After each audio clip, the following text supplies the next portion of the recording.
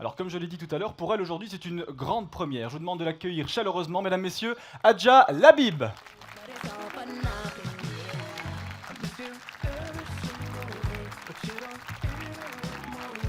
Je vous en prie. Merci beaucoup, Madame la Ministre, d'être avec nous aujourd'hui. C'est votre baptême, en quelque sorte. Comment vous sentez-vous aujourd'hui face à tous ces militants? Bon, je vais pas mentir, j'ai le cœur qui bat. Voilà, je sens battre dans ma poitrine. En même temps, je pouvais pas rêver meilleur endroit et meilleur temps aussi. Voilà, le décor est parfait et je me sens à l'aise puisque c'est une ambiance plutôt décontractée. Je suis très heureuse de rencontrer les militants, les élus et d'échanger avec eux. C'est vrai que je me demandais comment ils allaient me recevoir parce que si je suis un visage connu pour certains d'entre vous, euh, peut-être que c'est curieux aussi de voir quelqu'un qui plonge comme ça en politique. Et voilà, on se pose plein de questions. J'ai hâte d'échanger avec eux. J'ai déjà reçu beaucoup de bisous, de félicitations, de poignées de main. J'ai déjà une invitation à participer aux jeunes MR. Donc voilà, c'est super. Je suis assez contente. Voilà. Alors, Et sereine. Merci. En tant que ministre, en quoi les affaires étrangères que vous représentez sont importantes pour la Belgique à l'étranger? Je vais prendre qu'un seul exemple, la facture d'électricité. L'augmentation du prix des matières premières. On pourrait croire que c'est nos préoccupations en interne, mais en fait, c'est directement lié, évidemment, vous le savez, à ce qui se passe en Ukraine, à l'agression de la Russie. Et donc, voilà, ce qui se passe à des milliers de kilomètres, parfois peut avoir un impact sur nos vies au quotidien. Et notre rôle, mon rôle en tant que ministre des Affaires étrangères, c'est de défendre la voix de la Belgique, de trouver d'autres solutions. Vous le savez, cette guerre nous a aussi poussé à nous redéfinir en tant que Union européenne aussi, à nous élargir aussi au niveau de l'OTAN. Et c'est une bonne chose, comme disait ma grand-mère, on ne sait jamais à quoi malheur est bon, puisqu'on ne s'attendait pas à un tel mouvement de solidarité. Donc on est aujourd'hui, je pense, plus européen que jamais. On est conscient de former une famille, d'être solidaire, de devoir parler d'une même voix, de défendre nos valeurs de liberté, nos valeurs aussi de droits fondamentaux. Et voilà, tout ça est un tout et donc c'est défendu aussi par les affaires étrangères. Puis, comme vous le savez, j'ai aussi le commerce extérieur. Et donc, c'est défendre aussi l'image de la Belgique, de son savoir-faire à l'étranger, son know-how. Et il est haut. Comme vous le savez, on a tant une réputation en politique où on est plutôt des jeteurs de ponts, des inventeurs de compromis à la belge.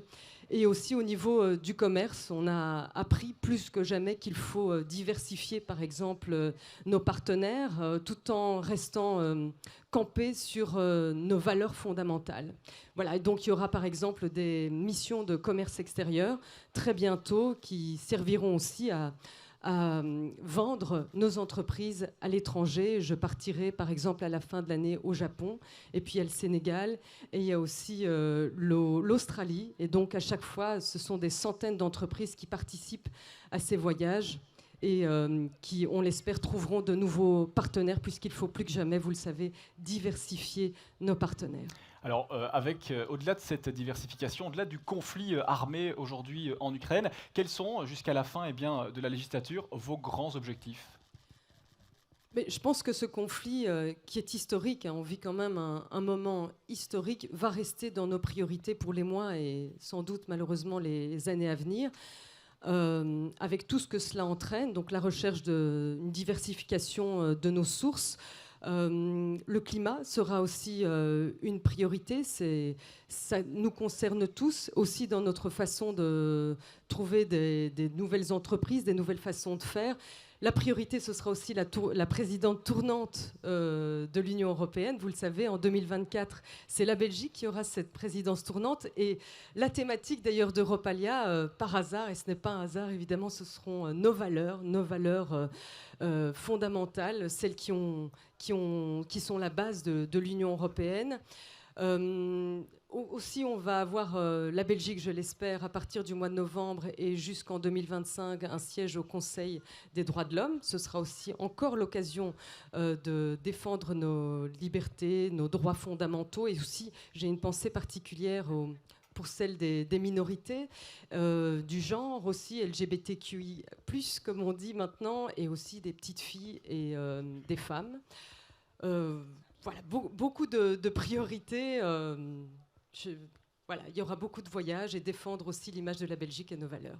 Merci, Madame la Ministre. Alors bon, est-ce que ça vous tente? Est-ce que ça vous dirait de parler un peu plus light maintenant, avec des questions peut-être plus intimes, pour apprendre à mieux vous connaître? Est-ce que ça vous dit? On y va. Et vous, est-ce que ça vous dit?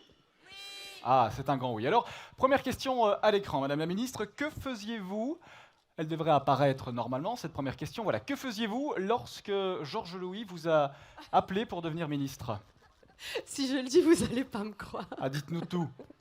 Je regardais Borgen, Ah, d'accord, ok. la série, C'était en un me appel. disant que quand même, c'était pas facile une vie de ministre. Et voilà, et c'est arrivé. Madame la Ministre, une personnalité politique ou non inspirante? Simone Veil. Pourquoi? Brièvement. Parce que d'abord, son vécu est incroyable. Vous savez qu'elle a échappé au camp de concentration, qu'elle a perdu ses parents très jeunes, qu'elle était marquée par cet épisode très douloureux, que ça ne l'a pas empêchée de faire une carrière, de s'engager et de marquer l'histoire aussi par la défense de lois, entre autres celle de l'avortement. Merci.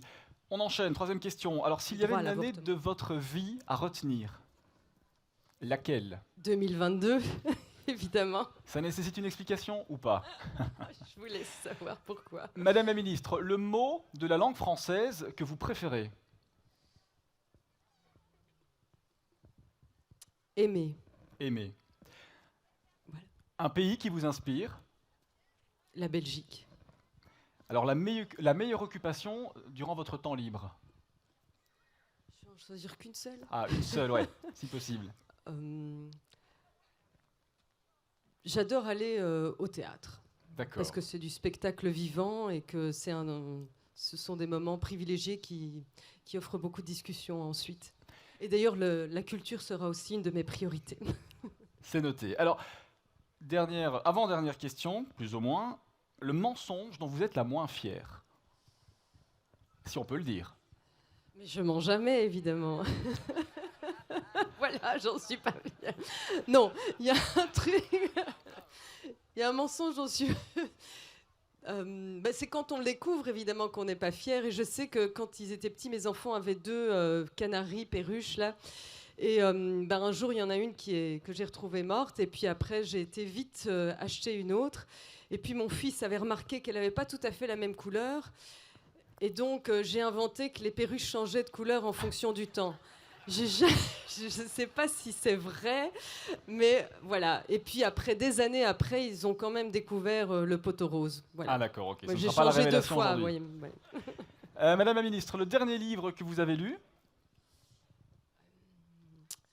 D'abord, je lis beaucoup de dossiers en ce moment.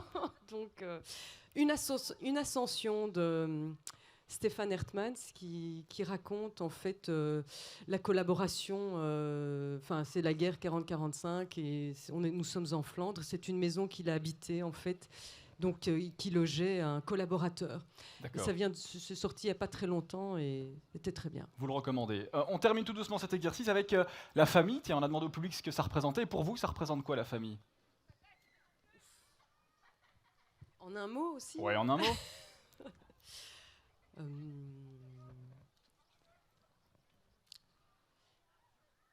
Moi, je dirais diversité. Diversité. Parce que dans ma famille, on est 5 enfants et on est tous aussi différents que les 5 doigts de la main.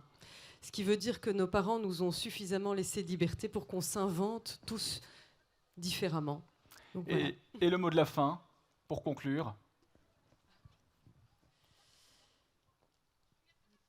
J'aime bien les mots courts, donc je vais choisir simplement un comme aimer en 5 lettres. Un mot qui change tout et qui dit beaucoup de la reconnaissance, de la bienveillance. C'est simplement merci. Merci à vous, Madame la Ministre. Merci beaucoup. Adjel Habib, qu'on peut encore chaleureusement applaudir. Merci beaucoup.